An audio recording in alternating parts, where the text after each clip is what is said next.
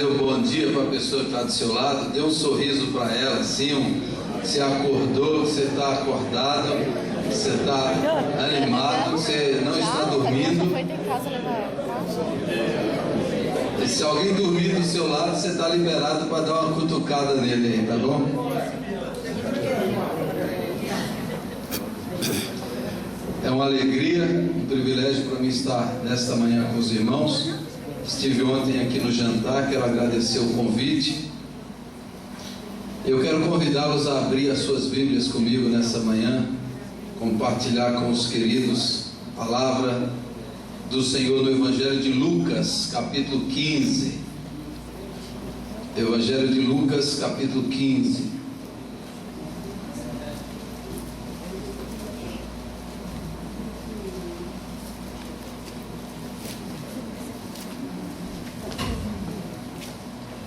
Vamos ler o verso 1 e o 2, depois a partir do verso 20, diz assim a palavra do Senhor: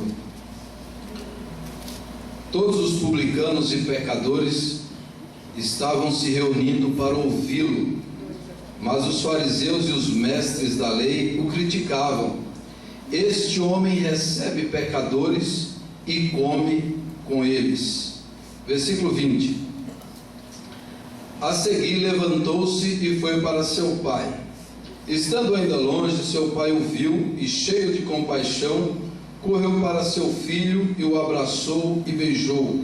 O filho lhe disse: Pai, pequei contra o céu e contra ti, não sou mais digno de ser chamado teu filho. Mas o pai disse aos seus servos: Depressa, tragam a melhor roupa e vistam nele. Coloquem um anel em seu dedo e calçados em seus pés. Tragam um novilho gordo e matem-no.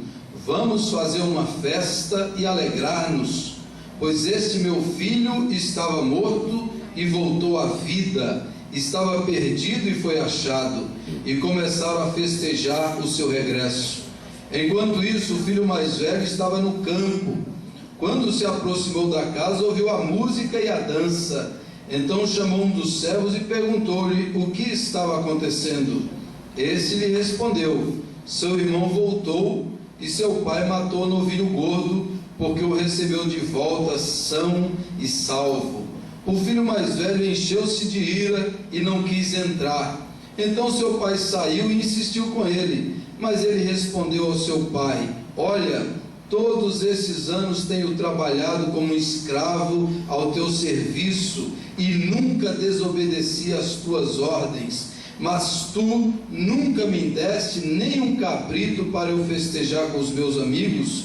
Mas quando volta para casa esse teu filho, que esbanjou os teus bens com as prostitutas, matas o novilho gordo para ele. Disse o pai: Meu filho, você está sempre comigo e tudo que tenho é seu, mas nós tínhamos que celebrar a volta desse seu irmão e alegrar-nos, porque ele estava morto e voltou à vida, estava perdido e foi achado. Amém. Esse capítulo 15 de Lucas, Jesus conta 3 parábolas motivado por esse versículo 1 e 2 do início. Ele está recebendo pecadores, publicanos, gente odiada, gente desprezada pelos religiosos. Ele os está recebendo, está reconciliando-os com Deus. E os fariseus, vendo isto, vendo a intimidade deles com Jesus, vendo eles comendo à mesa com Jesus, começam a criticar. E a partir daí Jesus conta 3 parábolas para explicar o que estava acontecendo. A parábola da ovelha perdida, da moeda perdida e do filho perdido, que é melhor nós mudarmos para os 2 filhos perdidos, né? É o capítulo dos achados e perdidos. E essa última parábola, para mim, ela tem o resumo de toda a Bíblia e de todo o Evangelho. Ela tem as verdades principais da palavra de Deus, que a gente dá para extrair lições preciosas. Mas hoje eu quero extrair o seguinte desse texto e dessa parábola: por que alguns não evangelizam e ainda atrapalham os que evangelizam? E depois eu quero falar sobre por que deveríamos evangelizar, certo? Porque alguns membros da igreja, alguns frequentadores, pessoas que convivem na casa do Pai, não evangelizam e às vezes atrapalham, que é o que os fariseus estão fazendo. Jesus está salvando os perdidos e os fariseus estão criticando, atrapalhando, colocando empecilhos àquela obra. E daí nessa última parábola Jesus introduz um elemento novo na parábola, que é o filho mais velho. Esse filho mais velho aparece na parábola para representar os fariseus, os religiosos, e a atitude dele é a atitude de muita gente, de muito frequentador de igreja, de muita gente que se torna um religioso, um fariseu, que fica parado, que não faz a obra de Deus e que às vezes critica aquele que está fazendo.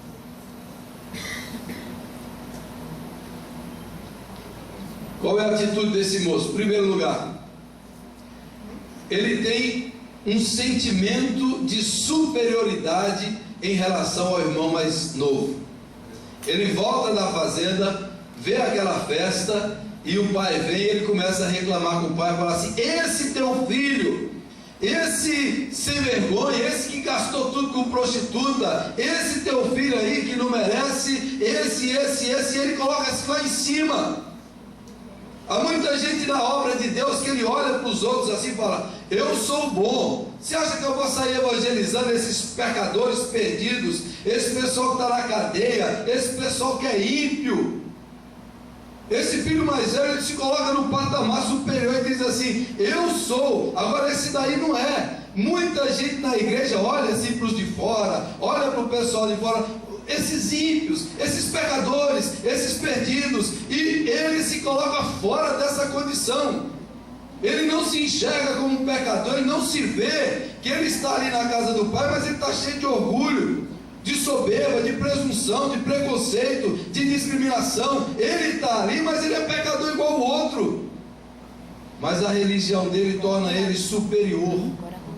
Muita gente assim na igreja de Deus, que às vezes olha para os de fora e vai taxando: esse aqui é uma prostituta, esse aqui é um perdido, esse aqui é aquilo, esse é aquilo, eu não vou fazer isso, eu não vou fazer aquilo. A gente que ainda diz assim: eu não vou pregar a palavra porque o povo dessa cidade aqui é muito duro de coração.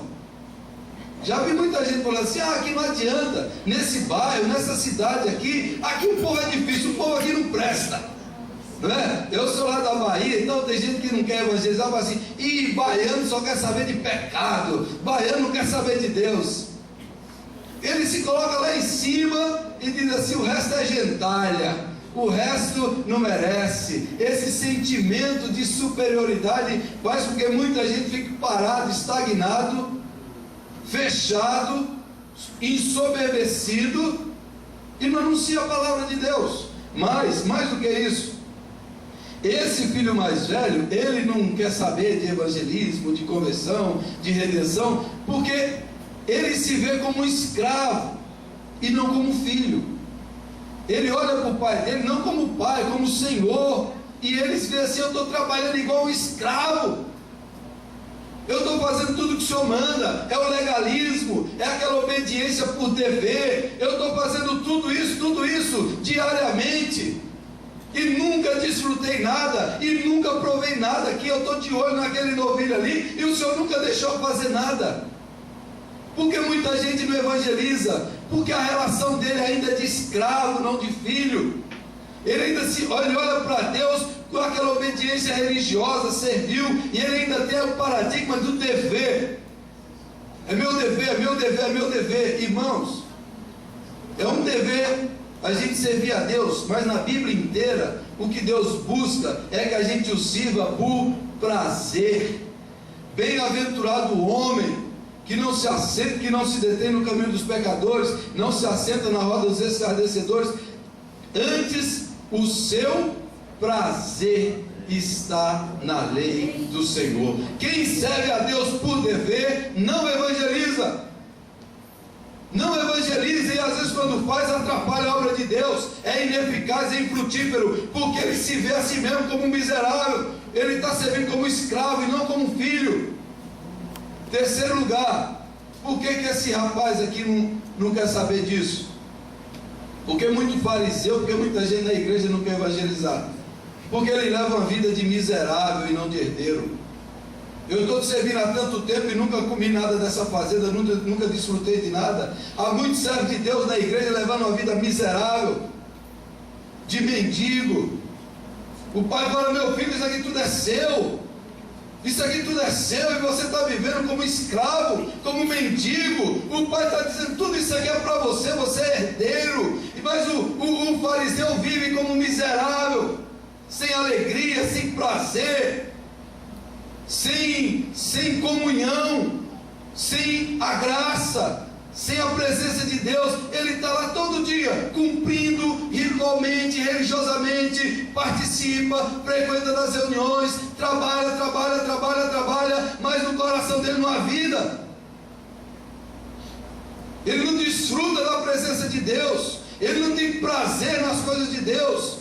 Ele está vivendo como miserável, comendo das migalhas, sempre olhando para o bezerrinho cevado. Um dia eu queria aquilo, um dia eu queria aquilo, sem saber que o Pai tem tudo à sua disposição. Porque muita gente não evangeliza, não prega a palavra, porque ainda não recebeu a vida de Deus, o caráter de Deus, a revelação de quem é Jesus. Dietrich Bonhoeffer foi um teólogo, um alemão, um pastor que viveu na década de 30, foi assassinado por Hitler em 1945, antes dele ser preso. As igrejas da Alemanha todas apoiando o nazismo.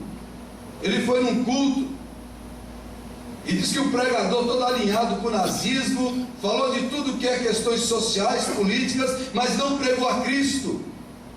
E ele olhou para o povo ali e viu que o povo saiu da igreja faminto. Ele não aguentou, foi lá diante do pastor, chamou o pastor e falou: pastor, por que o senhor não pregou Cristo? Por que o senhor não alimentou o povo com Cristo?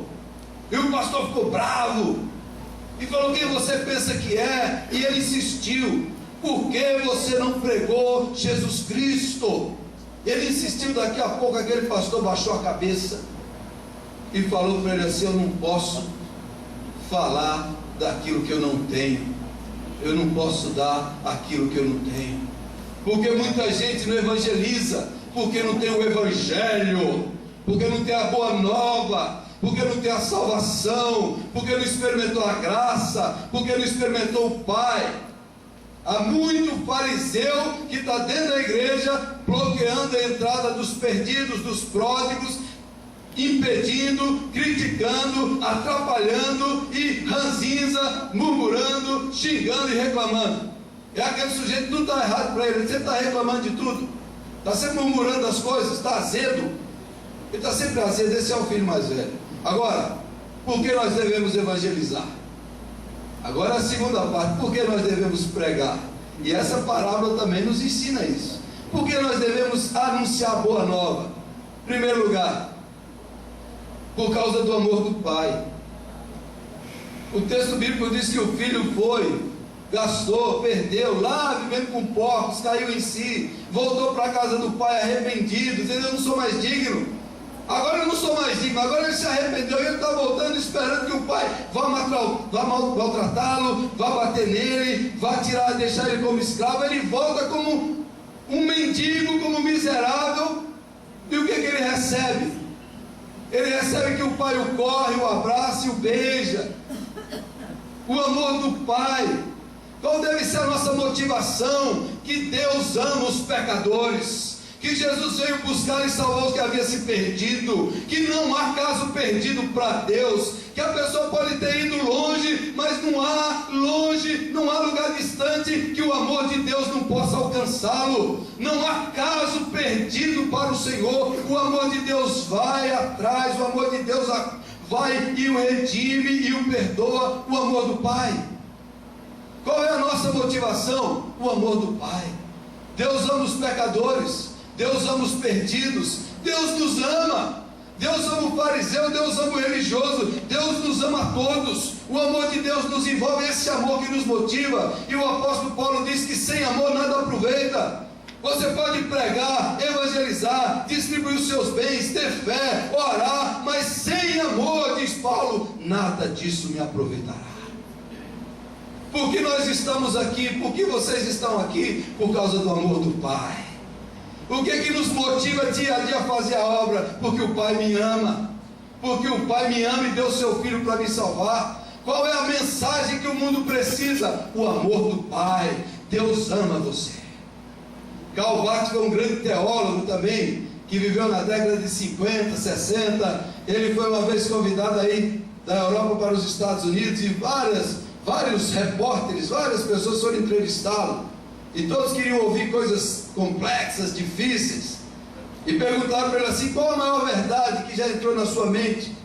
Ele tinha uma obra teológica de 14 mil páginas. Escreveu volumes e volumes. Qual a maior verdade que já entrou na sua mente? Todos ansiosos para ouvir alguma coisa complexa, profunda. E o Karl Barth diz: a maior verdade de todas é: Deus me ama. Deus me ama. Deus me ama. Essa é a verdade mais profunda, mais extraordinária e mais maravilhosa de todas. Deus me ama. Qual é a nossa motivação? Por que devemos evangelizar? Não apenas por causa do amor, mas por causa da acolhida do Pai. O Pai acolhe os perdidos. O filho volta para casa para ser um escravo, e o Pai o acolhe de volta na casa como filho. E o Pai diz: aqui é a sua casa, aqui você pode entrar, aqui você vai ser bem tratado, bem recebido. O Pai nos acolheu, o Pai nos acolhe. O Pai faz de cada igreja deveria ser uma casa do Pai, um lugar de acolhida, de refúgio, de asilo, de refrigério para aqueles que estão longe. O Pai acolhe os pecadores, os perdidos e por aí vai. Há uns 3, 4 domingos atrás, eu estou pastoreando há 2 anos e pouco a igreja aqui em Botucatu. E já há alguns domingos a nossa igreja tem ficado lotada. E não tem tido cadeiras para as pessoas sentarem. Eles colocam lá fora. Aí uns 3 domingos atrás alguém falou assim: pastor, chegaram pessoas aqui na igreja e foram embora porque não tinha mais onde sentar. Naquela hora eu falei: então a gente vai fazer 2 cultos. Nós vamos começar 2 cultos na igreja, porque cada visitante que vem para a igreja é que Deus está mandando. E se a gente não recebe bem, não acolhe bem, é pecado. É pecado. Se o Senhor está mandando pessoas para a casa do Pai, a casa do Pai tem que acolher todos, tem que ter lugar para todos, todos têm que ser bem-vindos, bem recebidos. Então hoje nós vamos começar 2 cultos na nossa igreja, um 5h30 e outro 7h30, para que tenha lugar para todos em nome de Jesus. A casa do Pai tem que receber bem a todos, irmãos. Todos são bem-vindos. Eu falo lá, seja quem for, se ele entrar aqui nessa igreja, é porque Deus está mandando, e nós devemos abraçá-lo, amá-lo. E na casa do Pai, ele tem que receber a acolhida do Pai, que são os irmãos que estão esperando. Amém? Agora tem igreja que o sujeito tem o banco dele lá e fala: esse aqui é meu.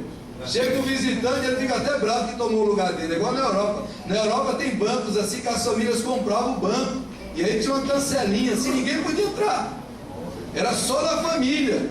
Então se alguém se entrasse, ficava bravo, brigava. Então hoje é assim: esse é meu banco, sai daí, seu ímpio. O que esse pecador vai fazer na minha igreja? A igreja é para receber os pecadores, os ímpios.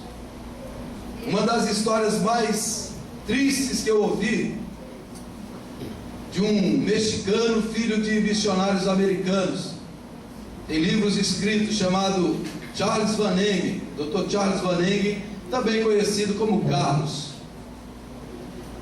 Ele foi criado no México. E lá no México ele disse que frequentou, eu vou dizer o nome da igreja, que é a mesma minha, a igreja presbiteriana. E ele disse que era uma igrejinha assim pequena, e tinha uma portinha estreitinha para entrar. E disse que era naquele tempo que os diáconos usavam uma varinha assim, andando nos corredores. Quem dormia, os diáconos davam uma varada na cabeça. Acorda! E o Van Engen, Charles Van Engen, conta que ele tinha um amigo dele que cresceu com ele, chamado Juan. E o Juan foi crescendo na igreja, mas o Juan gostava muito de jogar futebol. Ele era um excelente jogador. E todo domingo ele não vinha na escola dominical para ir jogar futebol. E daí os líderes da igreja se reuniram e chamaram-no e falaram assim: menino, ou você para de jogar futebol, ou você vai ser excluído da igreja. Ele falou: mas eu gosto de jogar. Daí o conselho se reuniu e o excluiu da igreja. Tirou aquele menino da igreja. E o Vanengue conta que o tempo passou e o Juan começou a beber, foi crescendo, entrou na adolescência, na juventude, e começou a beber. E ele lá na igreja, o Carlos, e ele conta que às vezes o Juan vinha bêbado para o culto, e às vezes ficava falando, orando, pedindo perdão a Deus. E disse que um dia no culto ele estava fazendo barulho e os diáconos não conseguiam tirá-lo, e alguém veio até ele, o Carlos, ele que contou isso. Falou assim: Carlos, você é amigo dele, vá lá, tire ele aqui, tire ele do templo, ele está atrapalhando o culto. E aí o Carlos se levantou, pegou ele assim, foi tirando da igreja, foi tirando para fora. E quando levava para fora, o Juan olhou bem nos olhos dele e falou assim: até você, Carlito, me expulsa da igreja, até você, Carlito, me tira da igreja. O Carlos Vanengue disse que nunca se esqueceu disso, porque anos depois aquele rapaz morreu vitimado pela bebida, e ele ficou ouvindo a voz daquele rapaz: até você me tira da igreja, até você me expulsa da igreja. Irmãos, quanta gente a igreja tem tirado, tem matado, tem excluído, tem deixado de fora. A igreja é a casa do Pai, que acolhe pecadores, bêbados, prostitutas. É a casa do Pai, onde a cura para o pecador é na casa do Pai. Eu tenho um pastor amigo meu, só ele que faz isso. Entra bêbado na igreja, ele pega o bêbado e põe no púlpito do lado dele. Ele está pregando e o bêbado: fica aí, irmão, fica na paz. Aí ele abraça o bêbado e continua pregando, irmãos. Vai lá ver se não tem vários bêbados redimidos, restaurados e curados por causa do amor daquele pastor. Louvado seja Deus. A acolhida do Pai, a igreja é a casa do Pai. Todos são bem-vindos. Todos são bem-vindos na casa do Pai. Terceiro lugar, nós evangelizamos por causa da restauração do Pai. O filho vem todo fedido, cheirando porcos, todo mendigo, rasgado, podre. O pai o abraça, o pai o beija. E o filho diz: eu quero trabalhar como um serviçal. Ele diz: tragam a melhor roupa, põe calçados nos pés, quem anda descalço é escravo, e põe um anel no dedo para dizer que ele é meu filho, que ele tem autoridade de filho. Você não é escravo, você não é serviçal, você não é bastardo. O pai restaura o filho na hora, restaura a dignidade, restaura a posição, restaura aquele homem ali e diz: você é meu filho, você não é bastardo, você não é escravo, você não é órfão, você não é serviçal, você é meu filho. Deus restaura as pessoas, o Pai restaura. Cantamos aqui, a nossa irmã cantou Davi. Davi pecou, Davi fracassou, Davi fez coisas horríveis, mas Deus não o desprezou, Deus o restaurou e ainda usou ele como rei, e diz assim: esse é o homem segundo o meu coração. Há pessoas que pecaram, que a igreja deixou para trás. Sobre nós pesa aquela famosa frase que diz que a igreja é o único exército que deixa para trás os seus feridos. Mas Deus vai ao encontro do ferido e o restaura, e cura as feridas, e põe ele de pé. Ele diz: você não vai viver como um serviçal, como um escravo. Você é meu filho.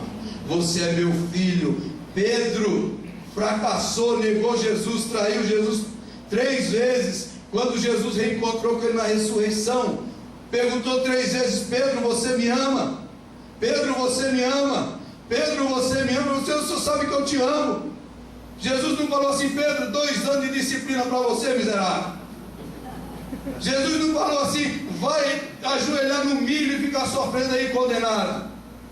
Jesus não falou para ele: você está afastado, Pedro, você perdeu a sua autoridade, a sua missão, você não serve mais para ser pastor. Mas Jesus repetiu 3 vezes para ele: apacenta as minhas ovelhas. Eu te chamei, eu te vocacionei, você é Pedro, a pedra, e você é o pastor que eu chamei para a minha obra, porque Deus restaura, Deus levanta, Deus põe de pé, Deus põe o anel no dedo, e Deus devolve a autoridade dele para nós.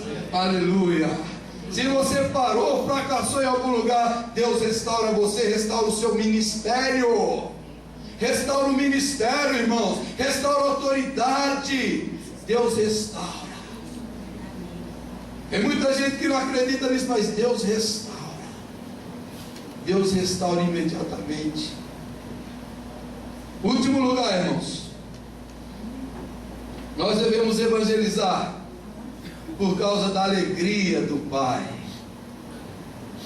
Quando esse rapaz volta, o pai diz assim: vamos fazer uma festa, porque esse meu filho estava, pega aquele novilho gordo, vamos fazer um churrascão, vamos fazer uma grande festa. Esse meu filho estava morto e reviveu, e o povo começa a festejar, a celebrar. O filho mais velho não sabia que o pai gostava de festa, o filho mais moço também ficou surpreso. Qual é a grande mentira do diabo para a nossa geração, para os jovens? E eu cresci dentro da religião pensando isso, pensando que Deus é sinônimo de tristeza, que Deus é sinônimo de morbidez. Eu vi aquelas imagens de santo, tudo santo, cara azeda, triste, mórbida, aquele Jesus pálido, esquálido. E quando eu descobri na Bíblia, eu vi que o Deus da Bíblia é um Deus alegre, é um Deus de festa, de júbilo, de regozijo, é o nosso Deus.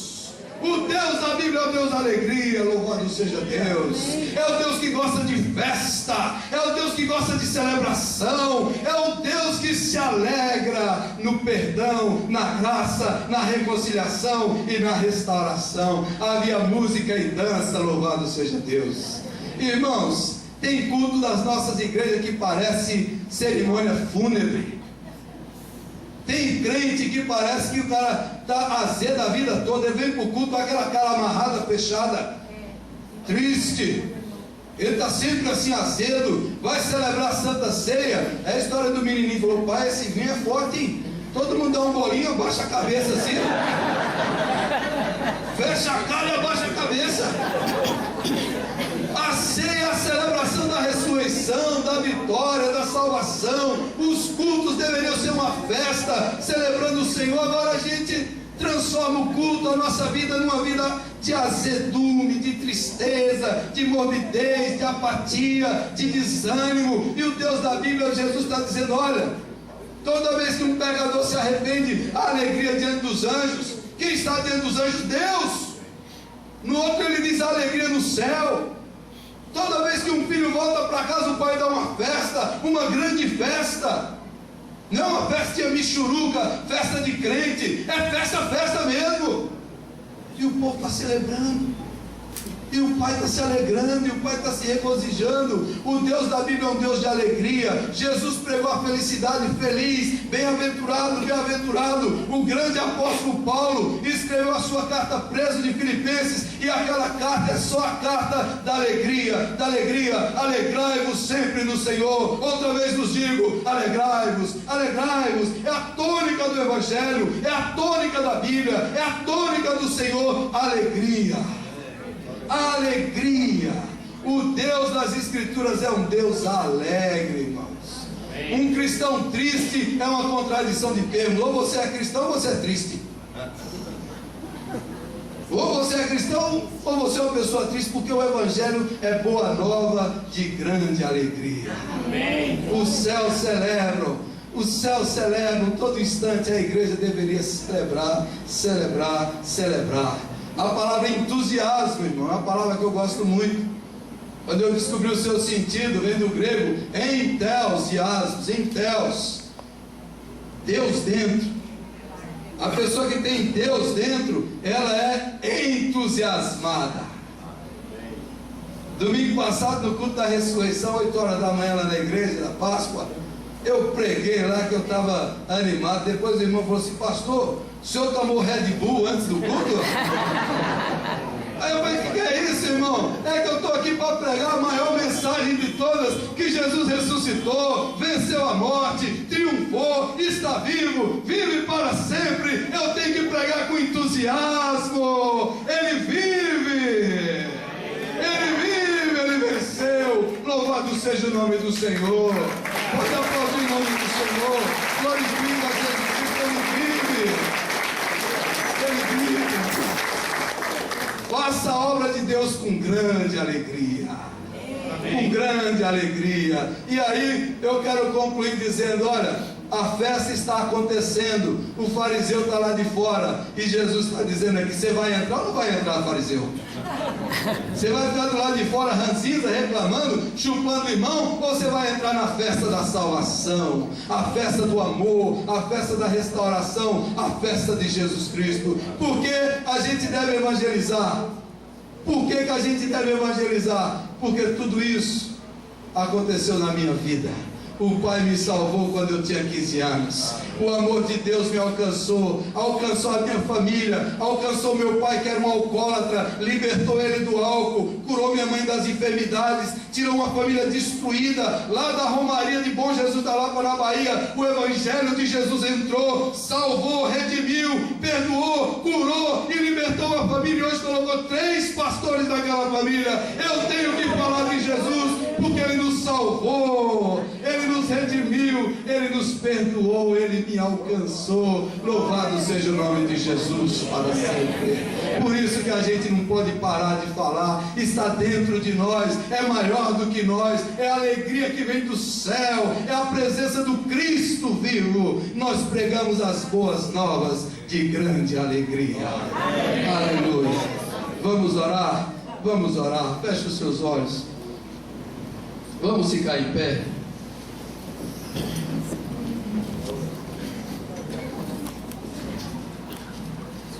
Feche os seus olhos. Quem sabe o seu coração anda meio triste. Quem sabe você não tem provado essa alegria, esse gozo, esse regozijo. Eu quero orar para que o Espírito Santo derrame alegria no seu coração agora, para que você seja abraçado pelo Pai, seja beijado pelo Pai, para que o Senhor renove a sua fé, renove a sua motivação, para que o Senhor faça você sair daqui hoje entusiasmado no nome de Jesus, alegre, feliz, falando: Jesus está comigo. Feche os seus olhos aí, coloque diante de Deus o seu coração. O Pai está dizendo: meu filho, a festa está acontecendo, meu filho, a salvação, a obra de redenção está alcançando o mundo. Entre na festa do Pai. Feche os seus olhos agora e ore ao Senhor. Peça a Deus para lhe dar essa alegria, esse entusiasmo. Peça a Deus para encher o seu coração. Peça a Deus. Oh amado Deus, amado Pai, eu peço que nessa hora o Espírito Santo, o Espírito de Jesus, o Espírito da Palavra possa ser derramado em cada coração aqui, meu Pai. Amém. E que o Senhor esteja renovando a fé, renovando a alegria, renovando as forças e enchendo-nos de entusiasmo pelo Senhor.